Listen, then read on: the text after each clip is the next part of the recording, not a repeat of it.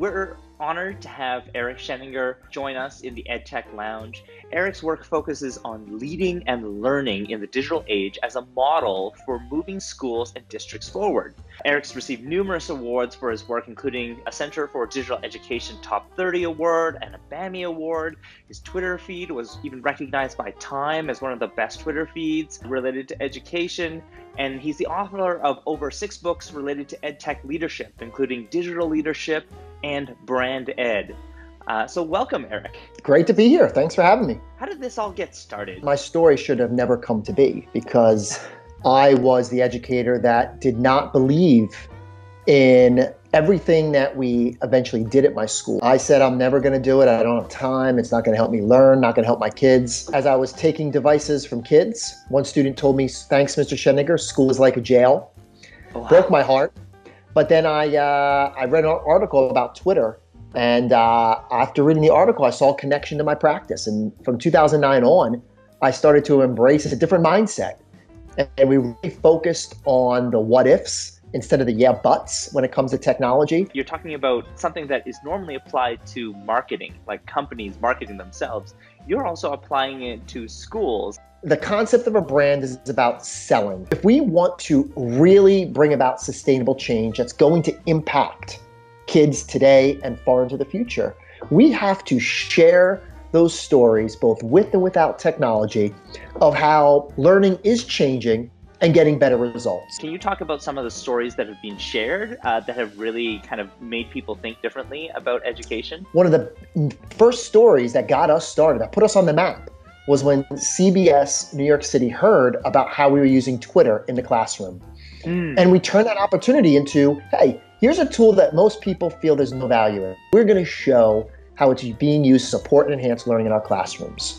Another famous story that I share is when we created our maker spaces. So we started creating a more inclusive environment of how we were able to provide our kids a pathway to mastery, to showing what they've learned in multiple different ways. And I think today, when we look at stories, we're looking at schools across the globe that are starting to embrace virtual reality, augmented reality, integrating coding across the curriculum.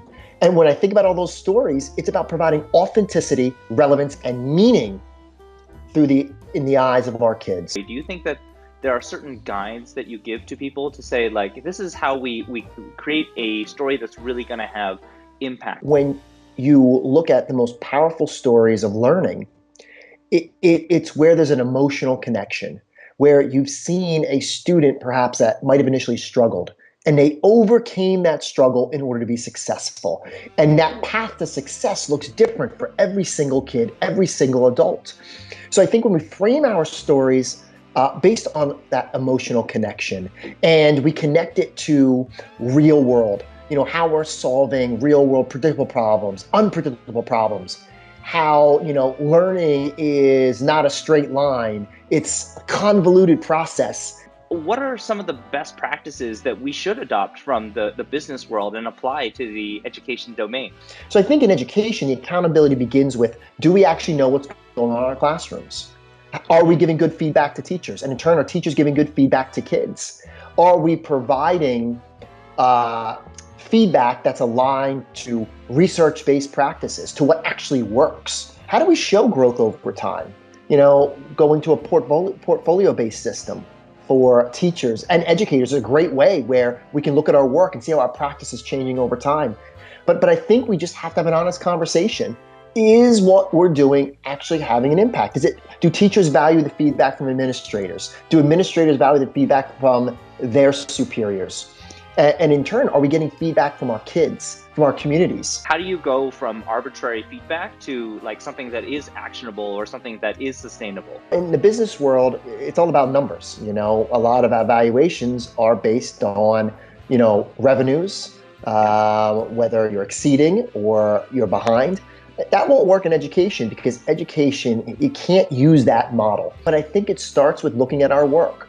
And when we think, we can look at data, we can look at how we observe and evaluate each other. And I think that's the key is, looking at different teachers, administrators, schools, districts, countries, and finding out, hey, what do we do really well, but where can we get better? So there's a lot more focus on personal identity.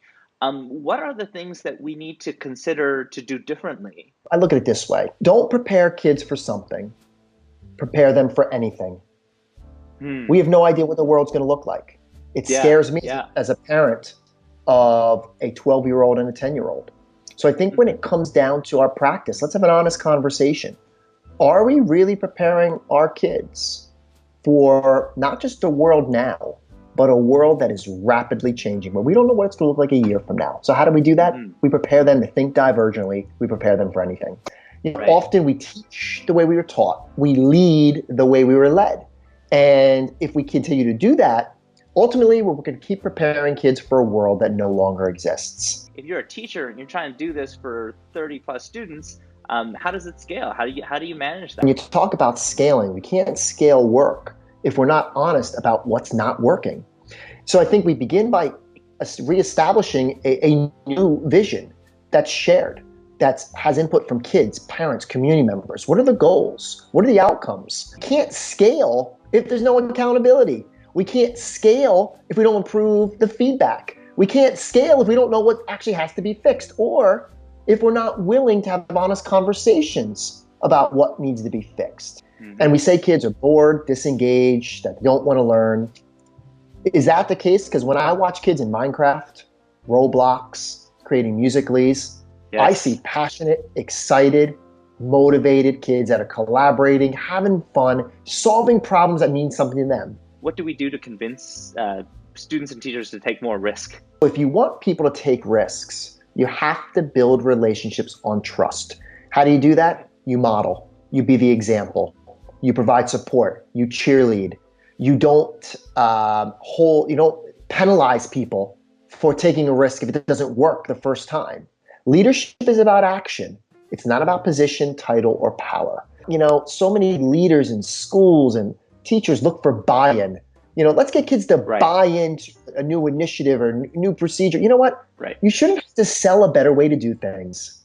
We have to focus on embracement. Why does embracement matter? Because when people truly value the change, they're going to do it because they want to, not because they have to. And if people are embracing different and better, they are more prone to take those risks. And if they fail, they see it as first attempt in learning. What's the step to get people from buy-in to embracing? You have to show relevant examples that align to their practice so they can see that it's doable and that it's actually going to them be better. And then it comes back to storytelling. Share, share, share. Showcase how it's making impact. We did that with a core group of teachers, and we built out from there, and then it became contagious. I feel that, you've got something pretty unique in terms of your communication style going on here. It's the work and success that we had that inspired me to try to unlock the hidden talents that I never knew I had. Toughest adversary you face, I face, isn't lack of time or not enough money or mandates, directives.